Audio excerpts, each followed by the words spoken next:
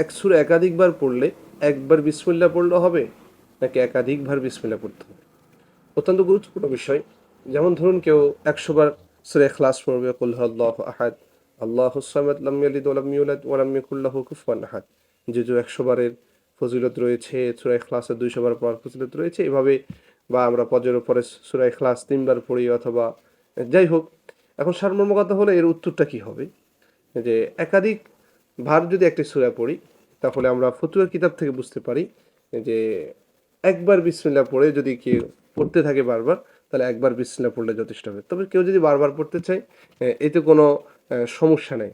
আর যদি মাত্র একাধিকবার পড়ার আগে যদি একবার বিসমিল্লাহ পড়ে, যেহেতু প্রত্যেকবার সূরার শুরুতে বিসমিল্লাহ পড়া সুন্নাত, তো যেহেতু একাধারে অনেকবার পড়বে, তাহলে শুরুতে একবার বিসমিল্লাহ পড়লে এটাই যথেষ্ট হয়ে যাবে, যেটি আমরা আল বেনায়া আসরুল হেদায়ার 2 নম্বর খণ্ডের 192 পৃষ্ঠায় বিষয়টি এসেছে। এভাবেই আমরা যে কোনো সময় যদি পারি প্রত্যেকবার পড়বো, আর যদি একবার পড়ি, এই তো যে কোনো সমস্যা হবে বিষয়টা এমন না, বরং সেটাও আদা হয়ে যাবে, কোনো সমস্যা নেই, যেহেতু আপনি এক সুরে বারবার পড়ছেন। একবার শুরুতে বিসমিল্লাহ পড়লেই হয়ে যাবে। আল্লাহ আমাকে আপনাদের সকলকে বুঝার সেই তৌফিক দান করুক। আসসালামু আলাইকুম রহমতুল্লাহি ওয়া বারাকাতুহু।